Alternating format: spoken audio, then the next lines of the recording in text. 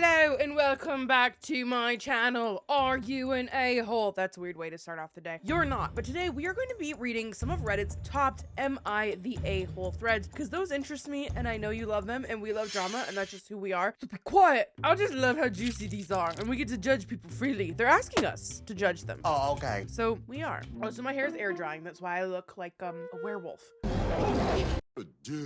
This girl, 18 female, got pregnant and she and her parents want me, 19 male, to step up and help raise her baby. I am not the dad, but I want to go into the corpse. I told her no. I feel bad though. All right, it's not your baby, not your problem, right? Let's get into the story. Basically, this girl I always had a crush on got knocked up by some random loser, and now she's pregnant. She has been wanting to date me.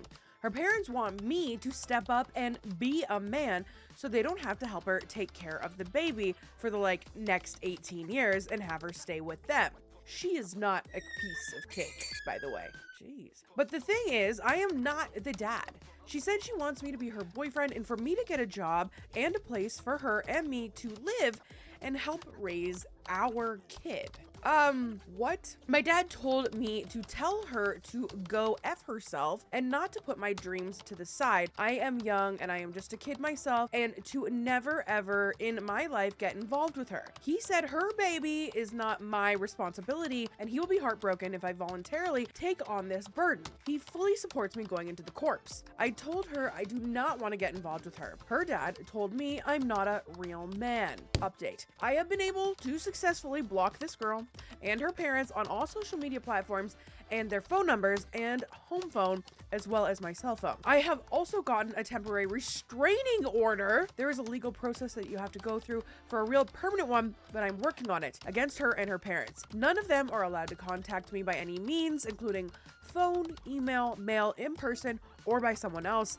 If they do, the sheriff will have the deputies go to their house and bring them to the local jail. What is going on? Not your baby, not your problem, not your monkeys, not your circus. Why do they think that this is your responsibility? What if my gut is saying, hey, did you tell her you were going to be there and then back out? Why does it feel that way? Read some of the top comments. This says, not the asshole. She knows you're going into service. She is going to try and get her and her baby on benefits. You'll be away. Baby daddy's still around. A tale as old as time, at least as old as the corpse. He's not even in the corpse yet, and he's almost got himself a dependopotamus. That's funny. Get a Dodge Charger on 30% interest rate before going into basic training. Really speed run this shit fully. Okay, that's funny. I think that she's definitely trying not to be a single mom. This is a trap. And then, you know what? You get there and she might get pregnant again to keep you there. I'm not going against women there. That's what my crazy brain would probably do. So you literally cannot judge me on that. Don't do it. What do you guys think? I think that's literally insane. Insane in the brain! Next up, am I the a-hole for pretending to be haunted so my roommate would move out? I'm already into this one. Okay, hear me out. I, 27 male, live in a 2-bedroom apartment that I love. I used to live alone, but my landlord jacked up the rent, so I got a roommate, 25 male. Let's call him Dave. Hi, Dave. At first, things were fine, but over time, Dave turned out to be the human equivalent of a raccoon in a trench coat. He eats my food, but only the weird stuff like pickled eggs and expired mustard, never washes the dishes, and sings sea shanties at 2 a.m. while gaming with strangers online. Wow, sounds like a chap. I tried confronting him, setting boundaries, even passive-aggressively labeling my mustard jars. Nothing worked. So I got creative. I started subtly convincing Dave that the apartment was haunted. Mild stuff at first, knocking sounds while he was in the shower, flickering lights, thank you smart bulbs, whispering, get out through the vents, etc. It escalated when I placed a porcelain doll that I do not own outside his door with a note that said, we remember. It moved nightly. After a week of this, he started burning sage, muttering prayers in various languages, and sleeping with a salt ring around his bed. Last night, he told me he's moving out next month. My friend said I am an evil genius, but my mom says that I am an a-hole and that honesty is always better than ghost warfare. So Reddit, am I the a-hole for haunting my roommate into moving out instead of just kicking him out directly? I think what you're doing is funny. Also, what you're doing is kind of obvious, potentially. People said, not an a-hole, it's too funny, and I love the idea. I think that's hilarious. For him to be haunted out fairly quickly, he must have been fairly unique individual. Your mom was wrong. not the a-hole. Not the a-hole. You tried honesty. Go swear for is always right. You know what? I'm middle grounds on this because why haven't you had a conversation? Hey, buddy, please don't do these things. They bother me. I think you're afraid to come off as an a-hole when you're asking to be treated like a total normal person. And there's nothing wrong with that. Am I the a-hole for letting my kids loot my brother's house to prove a point?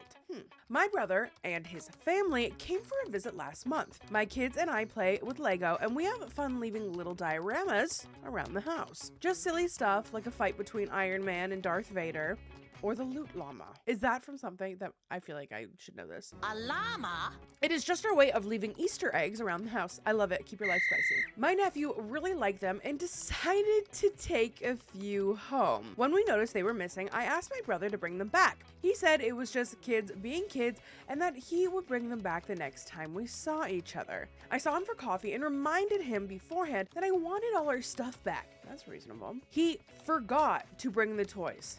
Okay, game on. We went over to his place for a barbecue and I told my kids that unless all our stuff was returned to us when we got there, literally anything in their house was fair game. Like the godless barbarians they went to town. When we left, I don't think there were any remotes, small electronics, or beer mugs left at his house. I actually had to sneak the dog back into the house before we left. I started getting calls on our way home. I ignored them. When we got home, I returned his calls. He said a bunch of the stuff was missing from his house. I said I would check with the kids. He said that I well knew what happened and he wanted his stuff back. I said I would box it up and return it the next time we saw each other, as long as we got our Lego back. He was at my house with my Lego later that evening. He had even accidentally included stuff that wasn't ours. I returned it and his stuff. I told him that this is how we should be dealing with his kid in the future. He is pissed off that he had to make a special trip to return my stuff.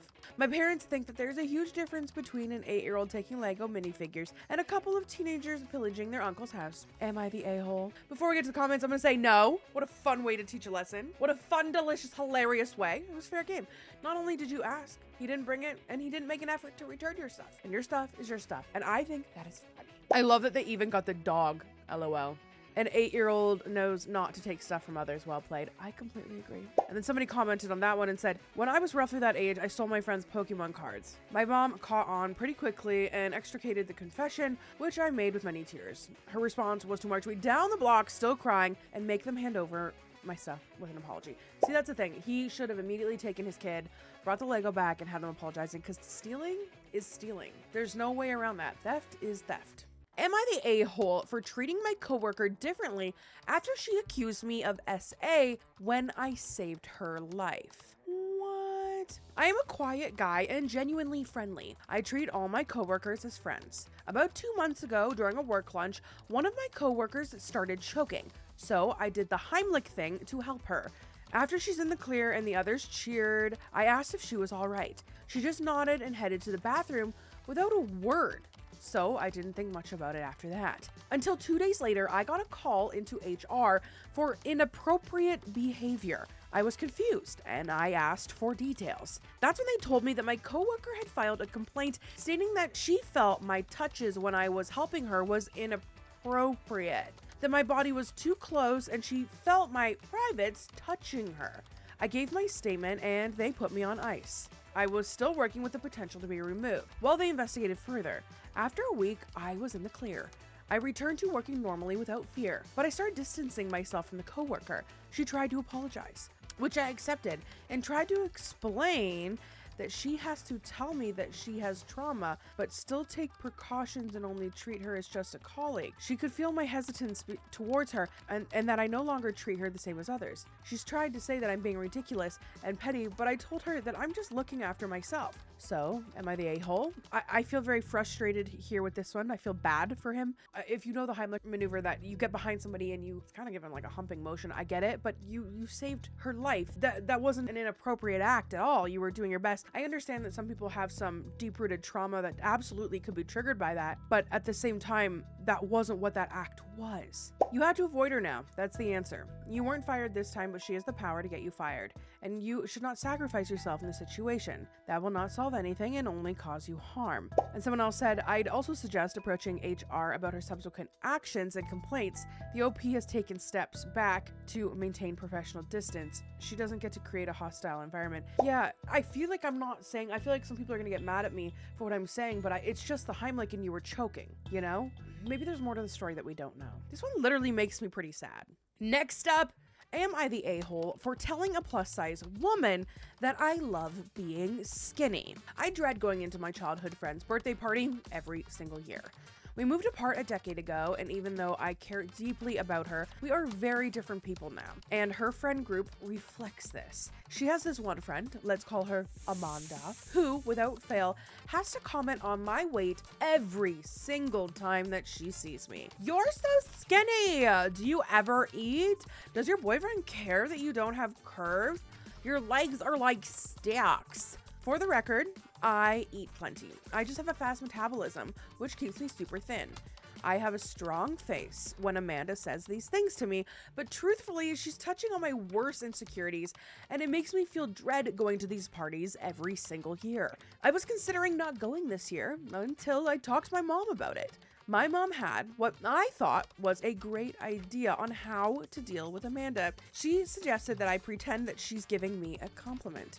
My mom told me, if Amanda says, "You're so skinny," just smile and say, "Thanks, I love being skinny." And if she looks disappointed at your response, you'll have proven that she's trying to insult you.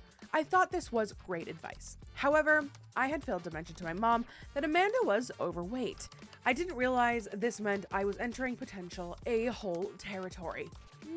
Anyways, the dreaded birthday party day comes. And of course, no surprise, Amanda immediately looks at my arms and comments on how tiny they are. I ignored this comment. Then later in the day, we're standing in a group together and she was eyeing me up and down. She chuckled to herself and said, "God, you are so skinny." And I thought, okay, here it is. Here is my moment. I turned to her, smiled, and said, "Thanks. I love being skinny." And then, I am completely serious here, she slaps me in the face. I was in complete shock. I was staring back at her, mouth hanging open with my hand on my cheek. Everyone was silent. She suddenly bursts into tears and runs out of the room. Two of her friends chase her. Only one other girl and my childhood friend asked if I was okay, but everyone else just sat there shooting me dirty looks. I promptly left the party, which sucked because I had a 2-hour commute and had planned to sleep over. The next day, I was texting my childhood friend about it. She basically thinks that even though Amanda shouldn't have slapped me, that I was insensitive for saying I love being skinny to a plus-size person. I hate this. I argued that Amanda had consistently been insensitive to me at every party, and I didn't comment on her body. Only my own. She told me that it's different because being skinny is socially acceptable, and that Amanda wouldn't usually do something like this, but I triggered her with my insult? My mom thinks I'm in the right, but this was all her idea, so of course she does. So, am I the a-hole for saying what I said to Amanda? Let's go to the comments before I say my opinion here. Hello, police. I'd like to report a battery. Yes. Literally, that would have been my first move before leaving. I would have screamed my ass off until the cops came. Yeah, completely agree. Not the a-hole. Next time, shut down a bully with this. I know I'm skinny. It's not a secret. Why do you feel the need to constantly comment on my size? Mic drop. So, okay, here's what's going on. Fat girl speaking. Every time she brings up your weight, she's literally insulting you. Just because you're fat doesn't mean you get to hate on people who are skinny. Just because you're skinny doesn't mean you get to hate on people because they're fat. Here's one comment. If you want to comment on someone, if it is not something that can be changed within 2 minutes, if it is not lettuce in your teeth or a flyaway hair, do not comment on people's bodies. Why make them feel bad about something that they can't immediately change? There are skinny people who want to be big. There are big people who want to be skinny. Don't comment on each other's body. What happened in this situation, you are not the a-hole. You are allowed to love yourself for exactly what you look like, okay? I would have called the cops. Oh, this one's a deep one. Oh, and it has updates, okay. Oh, it was 5 years ago. Ooh. Am I the a-hole for giving up guardianship of my son to my aunt over my mother after I died of terminal cancer? There's also an update to this one. I, 21 male, have a son who just turned 1. His mom, who was my girlfriend, died in labor along with the other baby she was carrying.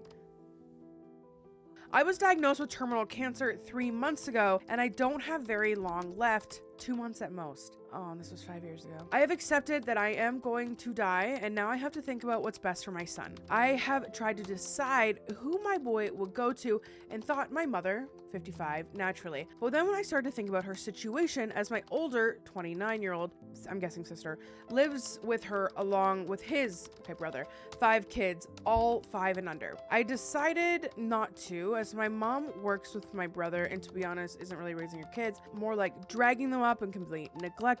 I wasn't going to put my son in that environment, as I want someone who will actually care for him. So then I thought of my aunt, 33. Okay, a lot younger. On my dad's side, she is a good mother and her husband is a good father to their 3 girls, and I know they would provide for my son. I asked them and they agreed. I want to put something out here right now. Don't cry, bitch. I would adopt anyone who came to my door and needed a family. And that's something that Adam and I have been fighting with a lot, is if we want to do surrogacy again or if we want to adopt. And I just feel like there's so many kids in the world and it's so hard here. And my dream is that just some woman shows up and knocks on my door and says, I'm about to have a baby and I don't want it. Will you take it? I will take your baby. Give your baby. Okay. I'm such a mom.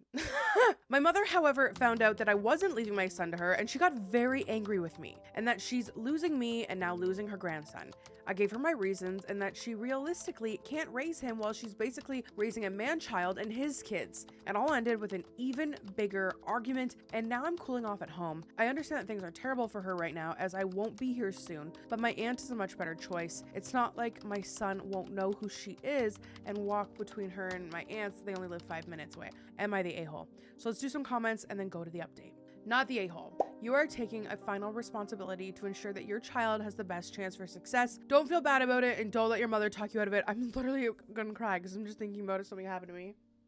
I feel so bad for this dad. You're a good dad, and I'm sure your child will grow up knowing and appreciating that. I want to first offer my condolences over the entire situation. You are a bright and such a kind young person, and I'm so sorry this is happening. Short answer, no, not the a-hole. You have to think of your child. As hard and horrible as all is, I am unfamiliar with how child custody works once both parents are passed away, but I might offer a decent solution. If you're able to specify that legally, your mother would be able to spend time with him. Not the a-hole, but I would talk to a lawyer to make sure your mom can't fight for him afterwards.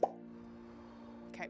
Here's the update. And if you're wondering my opinion here, you are making the best choice for your son. Stick with that. You know what you're doing. First of all, I'd like to say thanks to everyone who gave their suggestions and well wishes. Unfortunately, I didn't get to read everybody's comments as there are so many, but thank you everyone. Now, on to the update. I gave my mother a few days to calm herself down before speaking to her again. She eventually came around. She recognizes that it's not optimal for my son to stay with her and that he would be better with my aunt. She knows that my brother is a slob and is giving him a good kick up the arse to get his life together and shit. I spoke with my lawyer, who has helped me do a lot of things, including getting my son legally adopted by my aunt and her husband. He will be staying with me until I pass. As a lot of you suggested, I made recordings and videos of myself giving him advice for milestones. This can mess me up. For example, when he loses his first tooth, turning the ages 10, 13, 16, 18, and 21. His first girlfriend or boyfriend if he likes. I've made a video in case in any way he's LGBT+.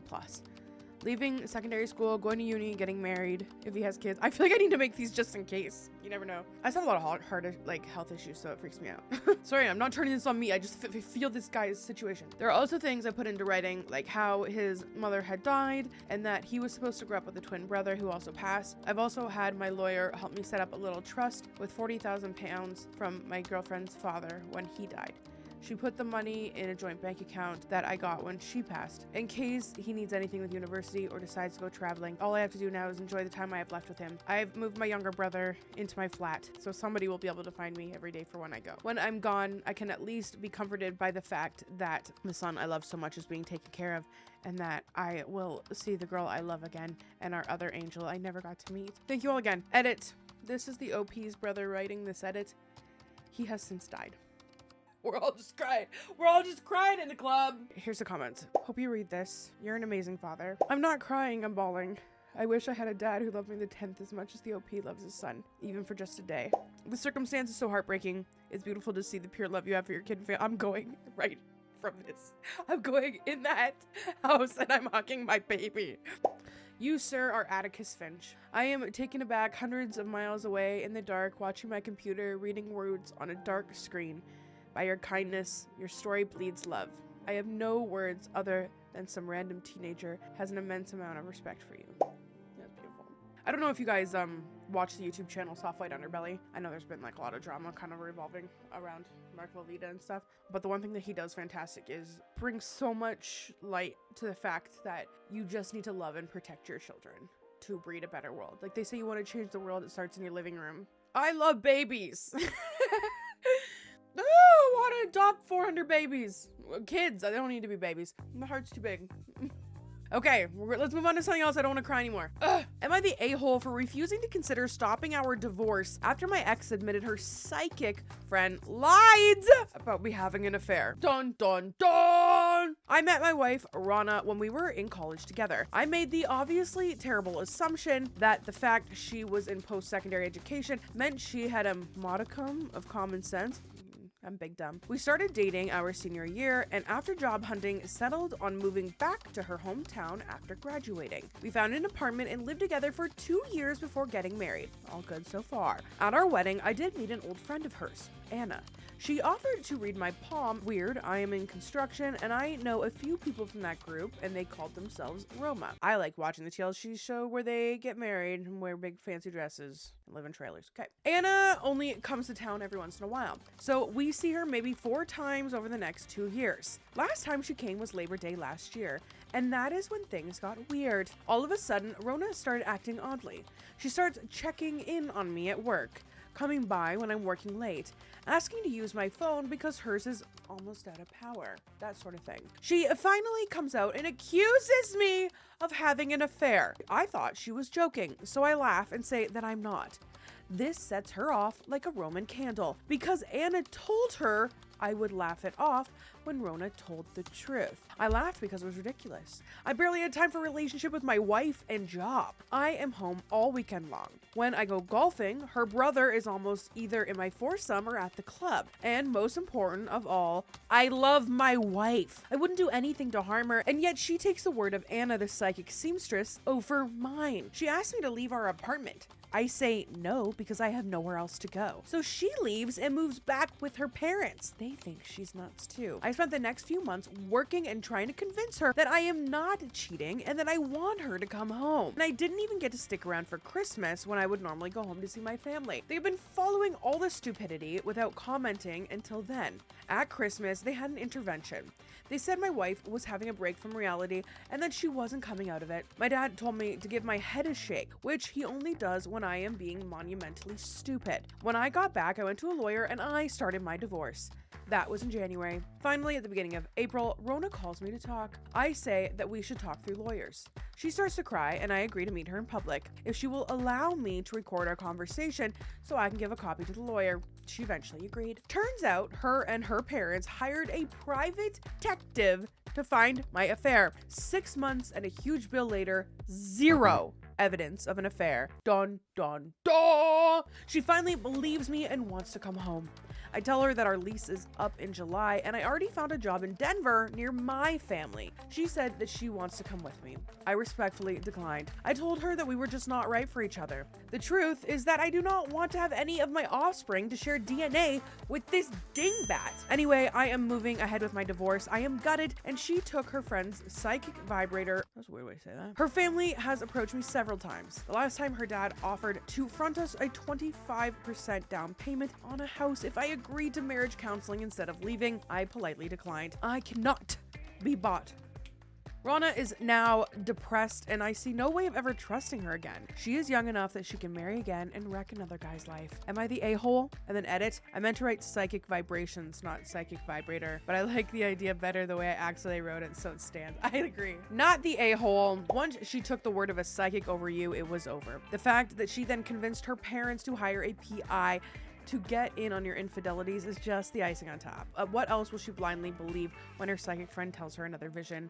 Run, don't walk. I once worked with an older male colleague. This man would hustle out of work at 4 p.m. every day and not a second later. Turned out that his wife had been accusing him of affairs the whole marriage, and that if he was 5 minutes late getting home, she would absolutely blow, making life hell. For him, for weeks afterward, I learned that his behavior in his wife started innocently in the early years of their marriage and had ramped up to level 10 crazy over the years. By that time, they had kids, a mortgage, and it was impossible for him to financially leave.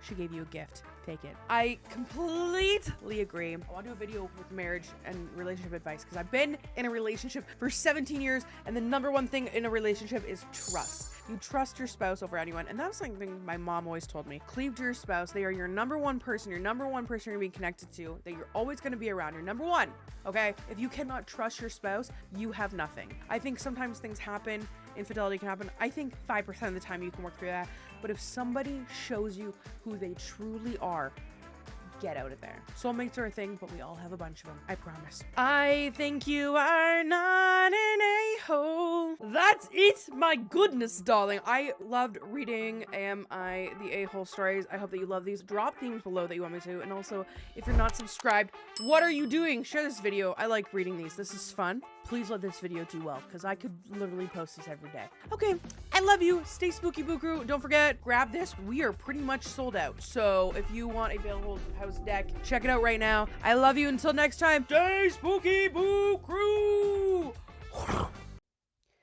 Every time I hit record, I have to sneeze.